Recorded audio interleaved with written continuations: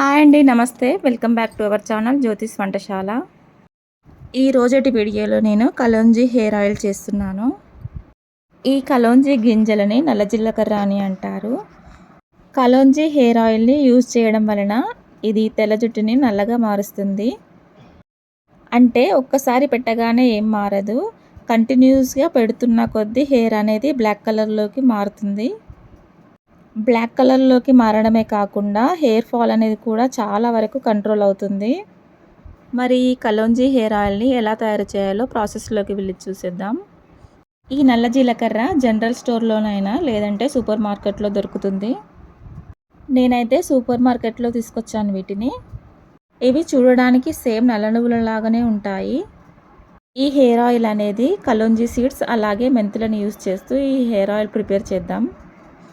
ఈ హెయిర్ ఆయిల్ని ప్రిపేర్ చేయడానికి ముందుగా అయితే ఒక మిక్సర్ జార్ తీసుకొని దీంట్లోకి 2 టీ స్పూన్స్ కలోంజీ సీడ్స్ అలాగే 2 టీ స్పూన్స్ మెంతులు కూడా వేసుకొని మెత్తగా పొడి చేసుకోవాలి.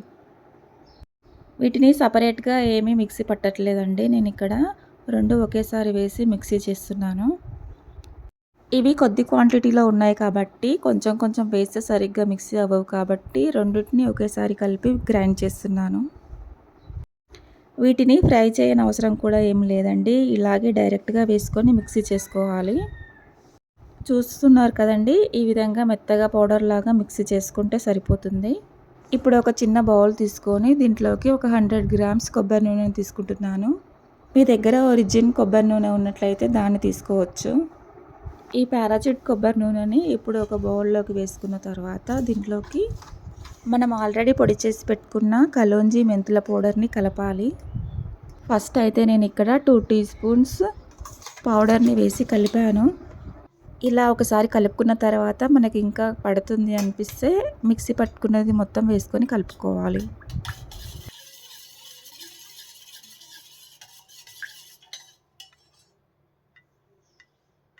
చూస్తున్నారు కదండి, ఆయిల్ అయితే ఈ విధంగా రెడీ అయింది. నేనైతే మిక్సీ పట్టుకున్న పౌడర్ని మొత్తం వేసేసి కలిపాను. నెక్స్ట్ ఈ ఆయిల్లోకి 2 టీ స్పూన్స్ క్యాస్టర్ ఆయిల్ని కూడా వేసి బాగా కలుపుకోవాలి.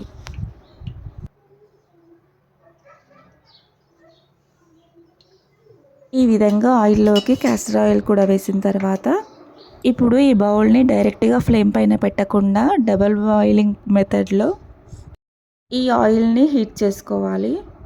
దీనికోసం నేనైతే ఇక్కడ ముందుగా స్టవ్ ఆన్ చేసుకొని ఒక పెద్ద బౌల్ని స్టవ్ పైన పెట్టుకున్నాను. ఈ బౌల్లోకి 2 గ్లాసెస్ వాటర్ వేసి హీట్ చేసుకోవాలి.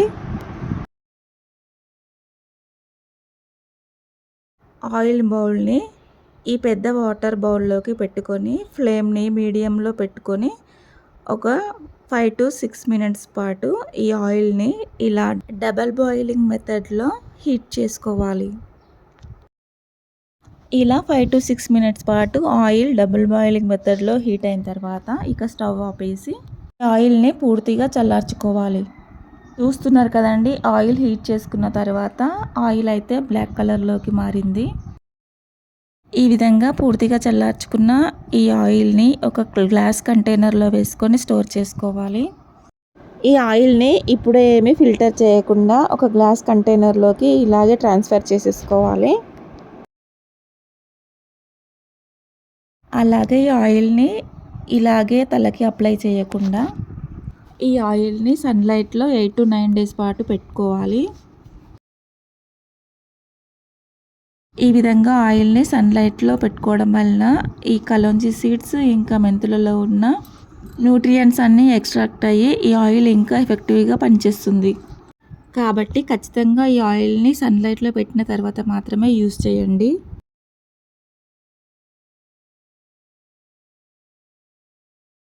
అలాగే ఈ ఆయిల్ని హెయిర్కి అప్లై చేసే ముందు కొంచెం ఆయిల్ని ఒక చిన్న బౌల్లో వేసుకొని కొంచెం గోరువెచ్చగా చేసుకున్న తర్వాత హెయిర్కి మసాజ్ చేస్తూ ఈ ఆయిల్ అనేది అప్లై చేసుకోవాలి.